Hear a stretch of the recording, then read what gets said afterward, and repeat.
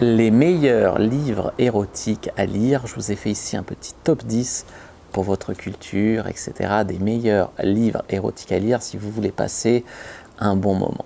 Bonjour à tous, bonjour à toutes, c'est Fabrice Julien, coach et auteur, expérience sexualité depuis 2010. Et dans cette vidéo, on va donc voir un petit top 10 des meilleurs livres érotiques. Vous le savez ou pas, mais moi je suis plutôt un littéraire, tu vois. J'aime les mots me font de l'effet, j'aime manier les mots, etc. Pas que les mots évidemment que j'aime manier, mais qui me font de l'effet évidemment. Mais c'est vrai que j'aime beaucoup la littérature, tout ça, si vous aussi vous aimez tout ça, peut-être que cette vidéo sur les livres érotiques, les lectures érotiques vous apprendra des choses. Moi je vais vous en partager quelques-unes, certaines qui m'ont marqué, certains qui sont juste là pour la culture générale, qui m'ont pas spécialement marqué mais qui sont très connus. Voilà, il y a des trucs modernes, des trucs plus anciens, donc il y aura peut-être des décalages, on va dire, avec certaines pratiques culturelles. Il y en a c'était déjà tabou à l'époque et c'est toujours tabou. Donc je vous invite à regarder en premier, top 1, le meilleur de tous les temps selon moi, c'est Une histoire de Cyprine par Fabrice Julien. Non, je me fais un petit peu de pub, mais j'ai fait un petit recueil érotique que je donne quasiment pour 5 € sur ma boutique. C'est juste vraiment pour le fun, et c'est pas mal fait, hein. C'est pas mal, je me suis beaucoup amusé. Voilà, c'est des histoires érotiques dans lesquelles Cyprine Man, un héros, en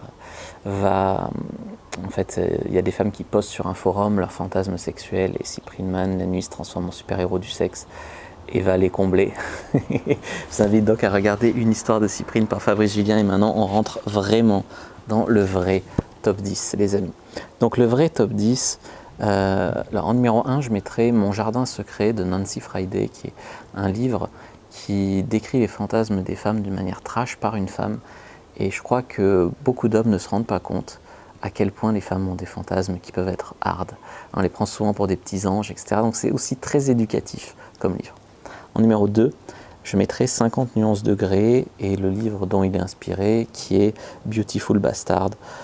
Voilà, donc 50 nuances de Grey, la meuf qui l'a écrit, elle a dit qu'elle était inspirée par Beautiful Bastard. Bon, c'est la littérature un petit peu du mommy porn, tu vois, la littérature porno pour mère de famille. Bon, moi ça m'a pas fait un effet de ouf, 50 nuances de Grey, mais c'est tellement culte que je suis obligé d'en parler. En numéro 3, Histoire d'eau. Alors, Histoire d'eau, je ne sais pas si certains d'entre vous en ont entendu parler. Moi, j'en ai entendu parler la première fois parce qu'il y a un club libertin à Lyon qui fait du BDSM, qui est un peu spécialisé dans le BDSM, qui typiquement parlait de Histoire d'eau, tu vois. Donc, du coup, Histoire d'eau, ça m'a typiquement donné envie d'aller le lire. Donc, c'est un petit peu un des textes fondateurs du sadomasochisme. Dans un lieu étrange, une inconnue qui se déroule une espèce d'initiation à la sensualité. Ça a été écrit par une femme, on peut en trouver d'ailleurs une version avec bande dessinée, avec dessin, etc., qui peut valoir le coup. Je vous mets bien sûr dans la description de la vidéo tous les liens pour vous procurer le livre érotique qui vous aura fait coup de cœur. Donc passez bien par les liens dans la description, comme ça je toucherai, je crois, 5% du montant du livre sans que le prix soit augmenté. C'est transparent, hein. C'est des liens affiliés, le prix n'est pas augmenté, mais comme j'envoie vers des liens affiliés, la personne me reverse 5%, donc ça fait plaisir. Toujours un petit peu un pourboire, si vous voulez, vous pouvez passer par là. En numéro, les amis, en numéro 4, Lady Chatterley. Alors Lady Chatterley, donc c'est l'histoire d'une lady justement qui se prend d'amour pour son jardinier. Et voilà, ça tourne en histoire érotique. Bon, on retrouve d'ailleurs l'amant, Lady Chatterley, l'amant. On retrouve un petit peu la problématique dans Desperate Housewives de Eva Longoria qui craque pour son jardinier. Voilà, si t'as pas de culture, tu t'en aperçois pas, mais si t'as une culture, tu t'aperçois que le fantasme, voilà, il peut être inspiré de là. On va parler du Marquis de Sade en numéro 5. Très culte, le Marquis de Sade. Donc le Marquis de Sade, on pourrait mettre beaucoup de livres, La philosophie dans le boudoir, L'école du libertinage, Les instituteurs immoraux, Justine ou les malheurs de la vertu, Les 120 journées de Sodome. Enfin voilà, on pourrait mettre pas mal de livres érotiques. Donc c'est très connu, le Marquis de Sade. Je vous invite au moins à en lire un dans votre vie. Il y a donc dans la philosophie dans le boudoir ou les instituteurs immoraux, c'est l'éducation sexuelle d'une jeune coquine qui s'appelle Eugénie. Il y a des scènes absurdes, il y a des moments excitants, etc. Et c'est ça qui fait de l'effet. Dans Justine ou les malheurs de la vertu, donc c'est pas Justine de Camille et Justine, hein, voilà, à elle ça serait pas possible. C'est Justine, la définition du sadisme. Justine, elle est jeune, elle est virtueuse et le destin s'acharne un petit peu sur elle.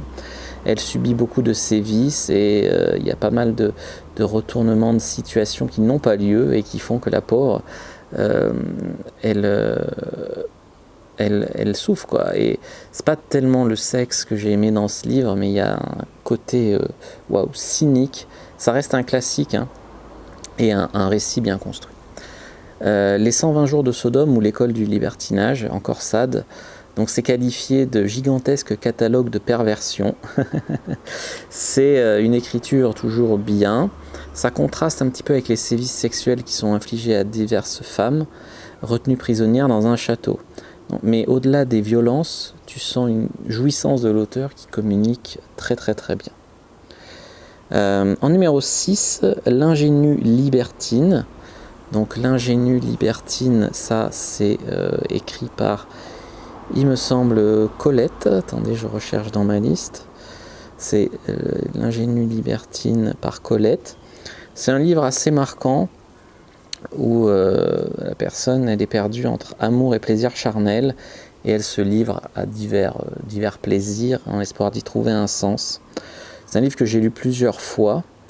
C'est pas vraiment un livre cochon avec des textes coquins compilés, mais il y a de l'érotisme qui est abordé d'une manière subtile dans ce livre avec une dimension psychologique qui est souvent mise de côté dans les récits érotiques et que là on peut retrouver.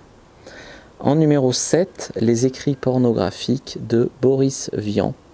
Donc si vous aimez bien Boris Vian, etc., il y a une édition où je vais vous mettre un lien dans la description, il y a une édition où il y a, on va dire, un préambule qui s'appelle l'utilité de la littérature érotique et qui est pas mal. Les récits érotiques sont intrigants, savoureux, sympa à lire.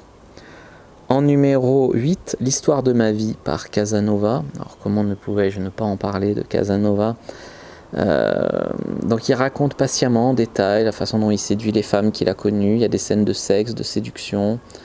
C'est pas mal. Si vous êtes sensible aux problématiques actuelles, vous serez peut-être gêné par l'insistance et le culot dont il fait preuve.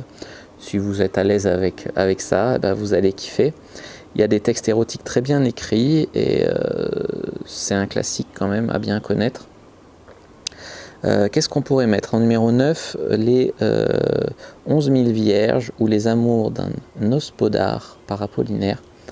Un étranger, un voyage, des femmes frivoles et du sexe. Voilà, des aventures délirantes qui font connaître rire, dégoût et excitation à la suite.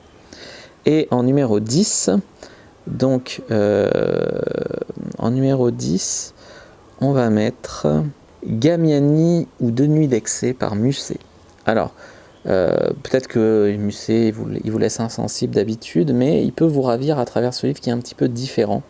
Donc la comtesse Gamiani, elle a eu la chance de connaître toutes les jouissances possibles et on les revit à travers des récits très réalistes.